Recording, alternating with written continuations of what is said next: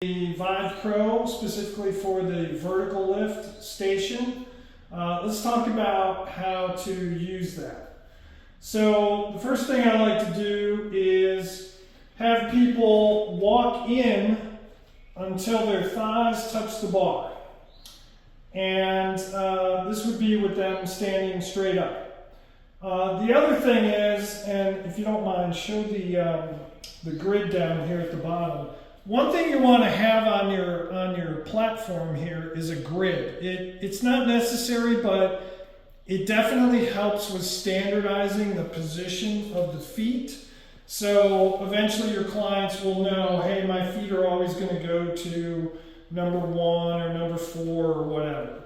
So that's very helpful for standardizing your position. So when you get people, and you can come back up here, when you get people standing straight up and down with their thighs against the bar, then what you're going to do is you're going to have to make sure that you adjust the handles to the correct height. You're going to do that by having them put their palms next to their thighs, fingers pointed straight down. You want the bar just out of reach of the longest finger. And that should be about right. It'll get you a start from there with different people, all kinds of body dimensions. You may have to tweak the setup a little bit, but that will get you close.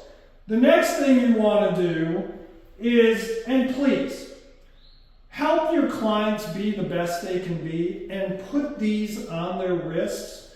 There is no way that the strength of the forearms can compete with the collective strength of the hips and thighs and spine. There's just no way. You've got to put these hooks on your clients in order to help them achieve the best scores possible. These are easy to put on. These will last a long time. I've had these, I think, for 25 years. They work great. Once you get these put on your clients, then what you're going to want to do is have them, and I like to go through this procedure each and every time. I don't care how many times I have to say it, but getting into the right posture at the beginning is critical. I like to have people roll their shoulders back, keep their shoulder blades pinched together as they stick their butt back like they're going to sit back in a chair. Come down and put their hooks around the handles.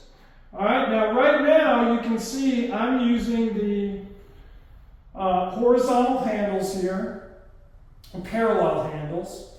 The nice thing about this retrofit piece is if you have someone who's more narrow in the shoulders, you can also have them hook into the crossbar section of this, which may be a little more comfortable for them. But let's say we're just going to use the parallel handles here. The one thing you want to make sure is that their chest is out and their shoulders are back. The other thing that you want to make sure is that people are not dipping before they start to pull up.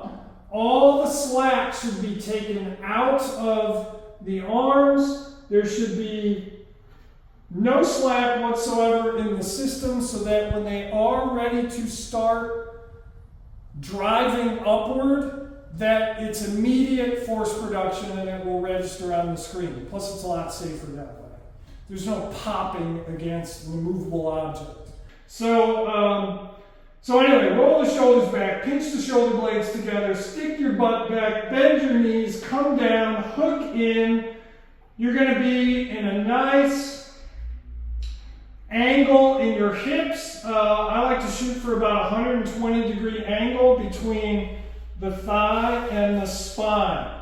And you're also going to notice a nice little triangle between the thigh, the spine, and the arm coming down vertically. From the side, you'll see a nice triangle, and that's kind of what we're shooting for. Okay, to start the exercise, you're going to roll the shoulders back, poke the chest out, keep the shoulder blades pinched together, stick your butt back, come down, hook in. When you start the exercise, it's important to tell people, poke your chest out first, then drive up with your legs.